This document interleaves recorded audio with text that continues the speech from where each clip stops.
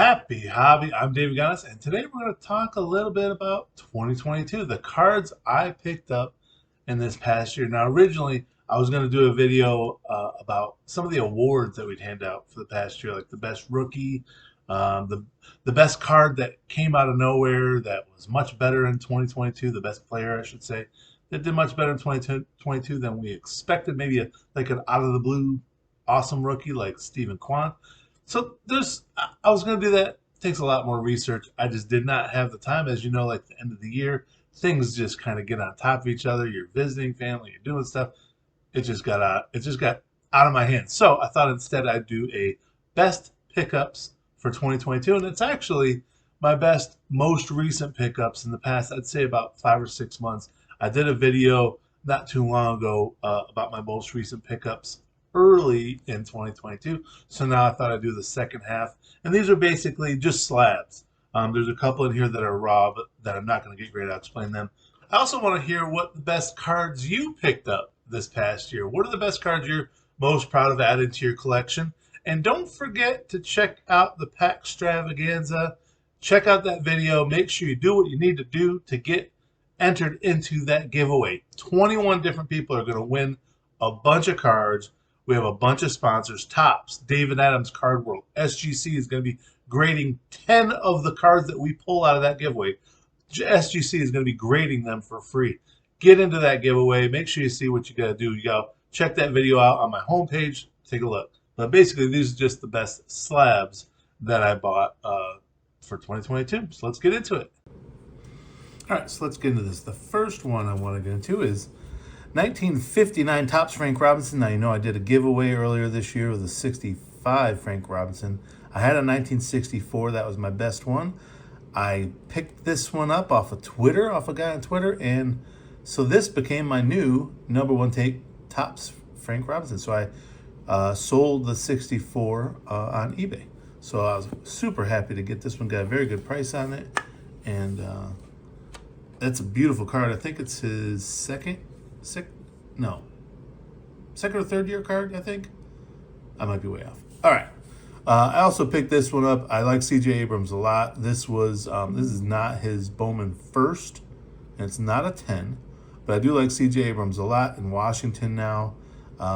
He struggled off and on in 2022, but I do like him going forward. It's a beautiful card with a beautiful autograph, so I was happy with that. And then the other auto I got, this is the only Beckett. Actually, I do own another Beckett slab, but I'm not a big fan of Beckett slabs. But this is a Carlos Correa. It's not his rookie, but it is 2014 Bowman Sterling Prospects autograph. And it's a beautiful card, and I love Correa. And this was before he signed with the Mets. Now, as of this video, he hasn't officially signed. They're still going over his physical and all that stuff, but it does look like he is going to be signing soon. Gronk. I had to get me a Gronk rookie card. I actually went through a couple. I bought a couple raw rookies for like $10, and each one came with a little ding on it. And then finally I was like, you know what? I'm just going to buy a slabbed one because it's a beautiful card. One of the coolest poses. It's just a great looking card. Gronk's awesome, and I'm a Bucks fan, so it meant a little bit more him helping bring the Super Bowl to us. So I was happy with that. All right, now we're getting into some basketball. Dennis Rodman rookie card, PSA 7. I have a kind of a rule with my 80s cards. Like a lot of people do collector's grades, which is one above the grade. So, I mean, above the decade. So, in other words, a collector's grade for an 80s card would be a PSA 9 or an SGC 9. For me, I'm fine with either the decade or the year before. Like this Frank Robinson, that's a PSA 5, which is the decade, and I'm super happy with that. Obviously, as we get closer to the current decade, then, you know, everything's mint, basically. But I love that card. Really nice centering, and it's just and Rodman's a historical player. Speaking of historical basketball players, Allen Iverson, PSA 9. All three of these were like $20 maybe. I think maybe 25, maybe I think these two, 20 each. But you can get some amazing Hall of Fame, awesome players, PSA 9, 30-year-old cards, 40-year-old cards, 35-year-old cards for pretty cheap. And you should. So that's my spiel for that. Next up, another 86. This is PSA 7 Isiah Thomas. Now, you may not know, but I'm a huge 1986 Fleer fan. Like, the Fleer basketball, that set is one of the greatest sets in all of sports card history because of how many rookies it has. He came out in 82, I believe. So he had a few years backed up. So this was his first card, but obviously later in his career than his first year. And I got this to go with my Dream Team guys, even though he's not a Dream Teamer. Thanks, MJ. Not a big Isiah Thomas personally fan, but he's an amazing player that I had to get for my collection. Definitely goes in the old collection. Pete Maravich. Now, this is not his rookie card, but this is the 72 Topps. It's one of my favorite designs ever, this set. I have Wilt Chamberlain. I have Jerry West in this set. Someday, I would love to get a Dr. J rookie card, his true rookie card, which is also in this set. But until then, I'm sticking with this rookie card, which is not his true rookie card, but it is his rookie card from that year, but it's his all-star card, which people don't look at it as his true rookie card, but you can see it's still that same design. And I'm ecstatic to have a Dr. J rookie card. I was not expecting to get one of these in 2022, but again, it's a very good deal. It's much cheaper than buying his regular rookie card, and it's an action shot, which is pretty cool. The other one's just like him posing kind of for it, or like about to shoot a free throw, I believe. But this and the Pete Maravich, one of my all-time favorites. I remember growing up as a kid. I wasn't old enough to really watch him play in his prime, but my dad loved him. He was just an exciting player. Excuse me, just an exciting player, and one of the very first like superstar playmakers in the game. So I love that card. It's a beautiful card. The pink with the yellow, it's just beautiful. Oh my! Speaking of playmakers, now there's a story with this one in that Miss Shelby and I went on a trip to Michigan at the beginning of December, and on our way back, we came through Nashville. And in Nashville is a card store called Nash Cards. And this is and so it's a famous card store. And so we swung through there, and my thing with going to other card stores in other cities is I want to get a card that's memorable. Like, I had a price that I wanted to spend, an amount that I wanted to spend.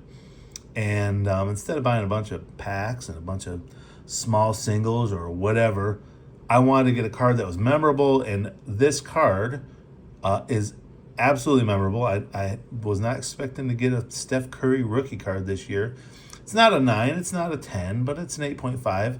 I have a Kevin Durant that's 2007 Kevin Durant that's also an 8.5, so it pairs well with that one. But this is now a great memory for my trip to Michigan, for Shelby, my trip to Michigan, and then trip through Nashville coming back. All right. This one is thanks to Nando, basically, because Nando Defino, who you might know is my editor and one of my best friends in the industry, in the writing industry. He's with The Athletic. He got some cards graded, and we did a reveal, and he got a Hulk Hogan, and he got his SGC 6 also. And I was just so in love with that card and all the memories this brings back from my childhood when I was about 12, 13 years old, and WWF was on the USA Network, and it was weekly viewing. My cousin and I were huge fans of this era of wrestling. Once it kind of petered out, we never really got into the 90s or anything like that. Like, this is wrestling for us. So I was super happy to get that. All right, so now real quick, these are 3 cards that I picked up that I don't know if I'm going to get them graded, but I just love Penny Hardaway. I'm a huge fan of, so I got a Topps Gold Penny Hardaway. Super cheap. I think $10. And it's a Topps Gold. And that's his rookie card. Bol, as I mentioned, I'm a Magic fan, hence the Penny Hardaway. Bol now playing really well for the Magic. There's something right there, but it's not on the card. It looks like it's on the sleeve inside. But Bol is playing really well for the Magic, and I was like, man, I need to get me an optic of his rookie card. Really nice centering. I probably won't ever get this graded, but it's a nice looking card. And then finally, Billy the Marlin.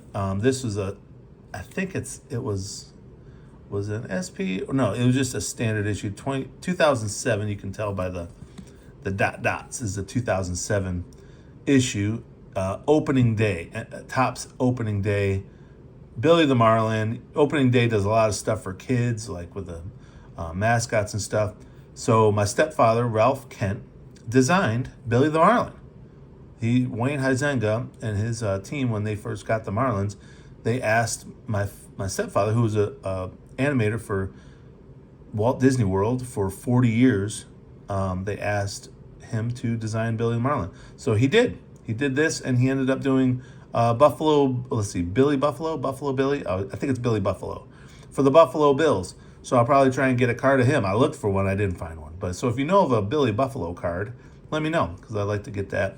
And I'll probably get this slabbed, not in a slab, but like one of those collector slabs. I'm trying to think, it's like not a graded card, but it's like it's encased, so it's protected. But anyways, I'd like to get that at some point for that as a memory to my stepfather, who died 2008. And whenever I look at him, he kind of looks a little bit like Billy the Marlin. So I appreciate Billy the Marlin a lot. Went to his very first 1992 very first Marlins game. Okay, and then I just want to show this one again. This was my best pickup of the year. I thought this would be fun to share. My best card that I pulled, my best pull of the year.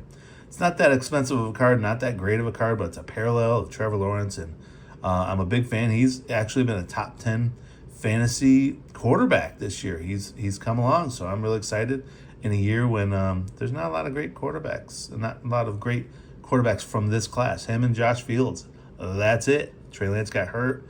Zach Wilson, and Mac Jones has been a huge disappointment compared to last year. So I'm super happy with this one. At any rate, so those are the cards I picked up this past year, and super duper happy with them. Thought I'd share them with you, and let me know in the comments which card you picked up this year. What's your favorite one? What's your Steph Curry that now gives you a memory of where you got it and where you were for it? But let me know, and whatever you do, whether it's 2022, 2023, or beyond, make sure you have a happy hobby.